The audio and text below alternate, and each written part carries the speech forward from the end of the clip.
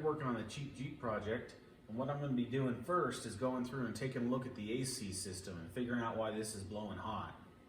So I've got my AC manifold gauges hooked on up here, and as you can see, I've got a little bit of pressure, but that's not near enough for what I need a system to do. So this is a set of AC manifold gauges. We got the low side and the high side. I've got them hooked up in here, and I'm reading the same pressure on both sides. So that's telling me that everything's equalized out and it's low. So what I'm gonna do, instead of trying to charge this and hoping it works and wasting a little bit of R134A, I'm actually gonna go ahead and pull a vacuum on this and let it sit overnight and see if I can tell if there's a leak going on with it or not. If it holds vacuum overnight, it probably means that there's a very, very slow leak, but we might be okay just refilling this once every 1 or 2 years. So I'm gonna come over here, turn on my vacuum pump.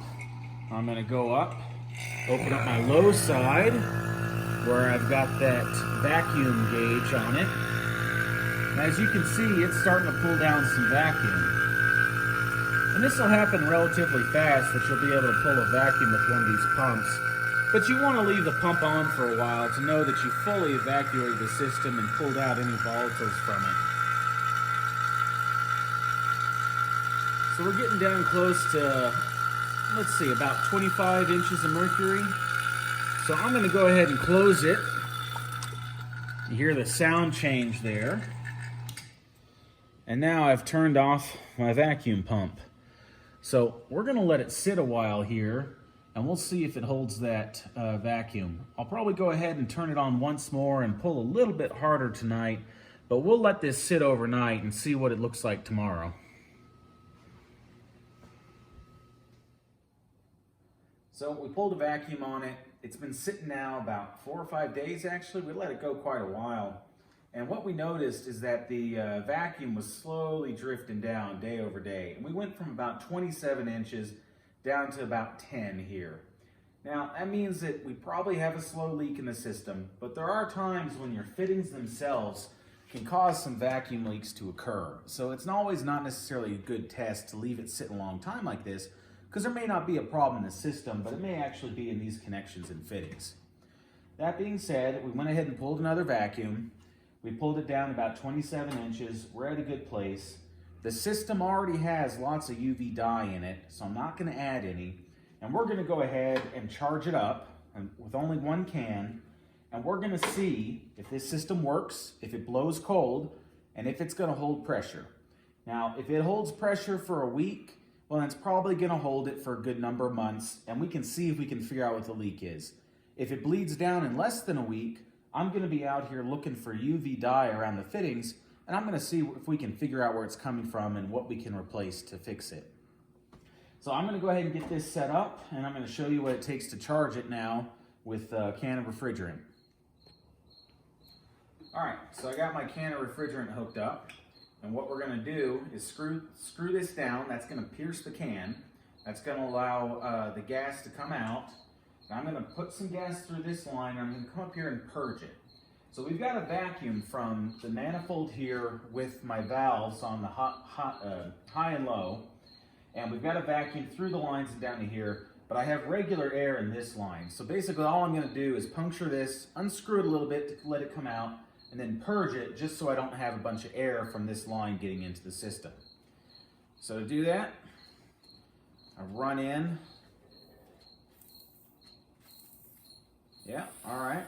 Got a little bit coming out already up here.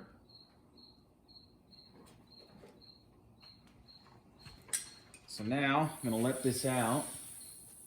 I apparently have a leaky fitting up here, Schrader valve. Okay, so I've now vented, purged that, so I'm going to screw this back on. All right. So when I did that, I held the can upright, and that's to allow gas to evaporate out. This is a liquid in here, and the gas will evaporate out the top and blow out. And so that way I didn't waste a whole bunch of this refrigerant. Now that I'm going to get ready to charge it, I'm going to flip it upside down so that the liquid comes out, leaving just the volume of gas left in this can. So that's what I'm going to do in a second. Now we need to go and start it up, turn on the fan to high, turn the AC on, and we'll be going back and feeling the vent, make sure it's blowing cold. And then I'll be opening up the valves here and letting it suck in our refrigerant and watching our pressures come up. As the pressures come up, we should see the low pressure switch activate and allow the AC compressor to come on. So the next part's going to be a little noisy because I'll have the engine running. All right, so you see I got my vacuum here. Both my high and low sides are closed. I've got my can here. What I'm going to do is go ahead and make sure I've got a good punctured can, which I just did. Can is punctured. Now I unscrew it to open up this valve. All right, that valve is well open. So now I'm going to come up here and I'm going to let this in on the low side.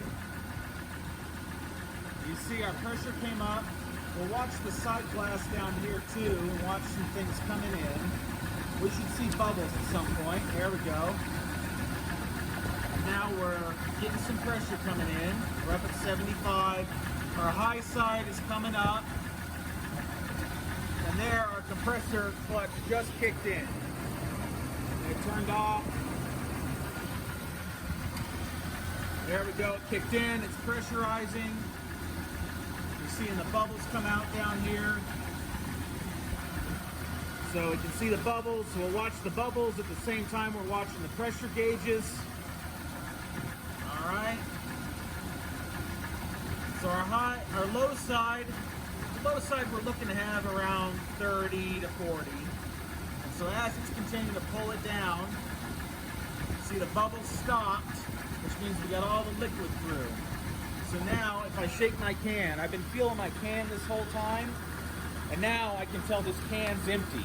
So I've pulled in a whole can into this system. Compressor's running. I have a decent charge on the low side and the high side's going where it's going to go. So at this point, I had managed to charge it and I should feel some cold air coming out. So I'm going to step around, put my hand in, and I can tell that on the vent, I've got cold air coming out. Now it's not real cold, but it's cool. Now there's only one can in here, but at least the system's working and I'm getting some cold air through.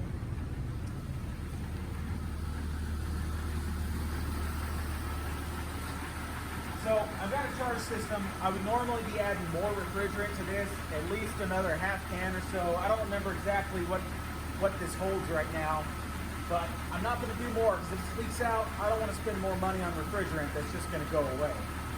So now what I'm going to do is go ahead and close down these valves, really just the cold side. Everything's charged, so I'm going to shut off the engine and disconnect this stuff. Okay. So now to get these off, both of these fittings screw down. You see they say open the opposite way. So I'm turning them counterclockwise, and that'll disconnect it here. And go over here, turn this one counterclockwise, and now they are disconnected. Now what I do have is a fair bit of pressure in this one from the high side. So what I'm going to do is unscrew my can. Okay, there's a little pressure. And now that these are off, I've still got some pressure in this system. You can see it's holding it. So what I'm going to do, just so it doesn't stay in here forever, is just let this go. And now it's just blowing out my suction tube here. And my pressure's bled down. So there, I've got it off. I can hang this back up on the wall. And we can close up the hood now.